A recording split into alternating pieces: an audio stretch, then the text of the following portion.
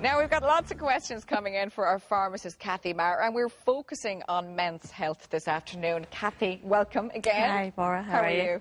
Now, Kathy, of course, men are so bad to go to a doctor, aren't they, when they have health issues? Do you think they're more likely to go up to a pharmacist like yourself and have a chat and ask if they've got a problem? It's a bit of both. They're very reluctant to seek general health advice. They will never... A woman might look to see, how am I doing generally? Men look to see if there's something worrying them instantly. We would find men would ask us questions if they're in maybe picking up painkiller, picking up something else. They may broach some of the more embarrassing questions. Or very often I would ask a wife or girlfriend or mother to send the mail back in, because they send the message through that way. OK, and another thing is, I suppose, you know, we should say, and we've said this for the last number of weeks when we've had our pharmacist on with us, that you can now go into the pharmacist and to a pharmacy and ask that you can have a private consultation with them free of charge. And just to remind you all at home of that, isn't that right, Kathy? This is since November now, so almost 6 months, we've all had to install private consultation areas. It's proved very successful because people now know that the conversation won't be heard at the counter. They can come into a private area and have a chat. Great. OK, we do have some men getting in touch with us today. A 42-year-old male got in touch, didn't give the name. We don't mind. It's all private here if you wish it to be that way. I suffer from IBS. I suppose, Kathy, that's something we associate with women a lot. But every month I seem to get an infection or a cold. This time I got a prostate infection. Would IBS be running down my system? If so, can I take any supplements for it? A couple of things there that I picked up with this patient. To be getting an infection every month or so, there may be something with his immune system. You want to take a general supplement. The best way of managing IBS is to manage the symptoms. It's alternating constipation, diarrhoea, abdominal pain, and it's to manage those symptoms. They're very stress-related. The other thing, it's very, very important that that patient went to the GP. If there's any urinary infection at all, men have to go through the GP, because it could be a significant of another prostate problem or a urinary problem. OK. And on that issue of prostate, I know that it's important that if men are taking prostate medication that it can clash with antihistamines. Is that right?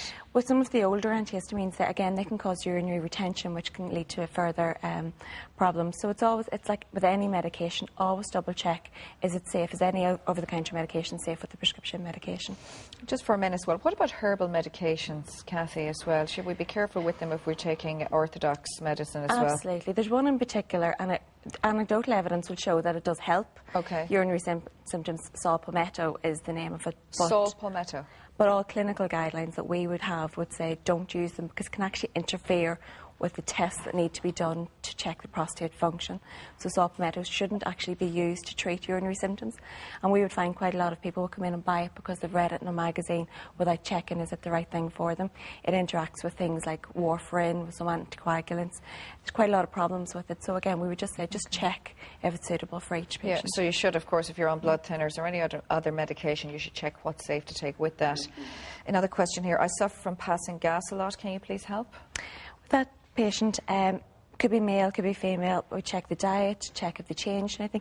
For example, perhaps a new medicine has been added in. There's some diabetic medicines might cause flatulence. So we just check what has happened to cause that. OK, another viewer here. I suffer from extremely blocked ears. What could I use?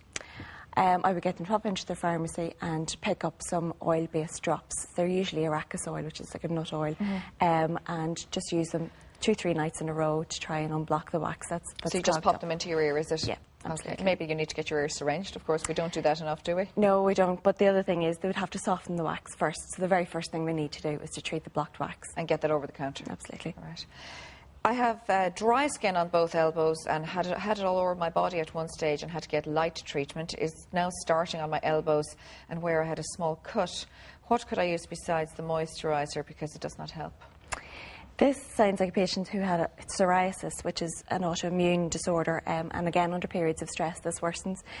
The mainstay of treatment is moisturise, and nearly every patient that is told to moisturise doesn't moisturise as often as they should. What about diet, Kathy? Isn't diet very important as well when it comes to something like psoriasis? Well, absolutely. Vitamin D, like your guest earlier, is very, very important. Sunlight is very important for the management of psoriasis. But the tubs of moisturiser, the 500 gram, the big, big tubs, we'd recommend patients go through at least one of those a week. Slather it on. Most don't. Most would get a good 3-4 weeks. If this is from a guy, it'll be harder. It's like we're really down on men today. We don't mean to be like this. We're just trying to help you. Linda got in touch here. I've been on the pill for 8 years now without a break. Will this affect my fertility? No, it doesn't affect long-term fertility, but we would say don't start trying for a baby straight away. It will take a month or two for ovulation to return to normal.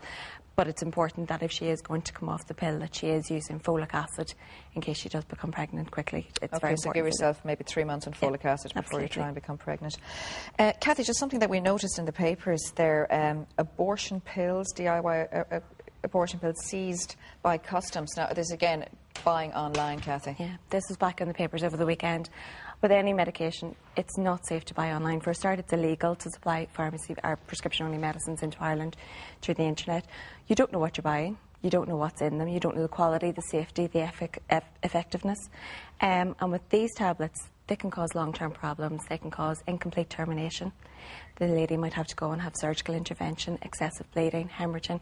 It really can be a dangerous game. So if there's a crisis pregnancy, she needs to go and speak to someone about it. Okay, so do not buy any tablets online, even if you do see them in the packets that they say they are. They're not necessarily the authentic product. Kathy, thank you very much, as always, and giving us all that good information. Now, all of Kathy's information, it is on the website that we chatted about there on the Airtel page, and that is 340 as always. That's all we have time for today, but stay tuned.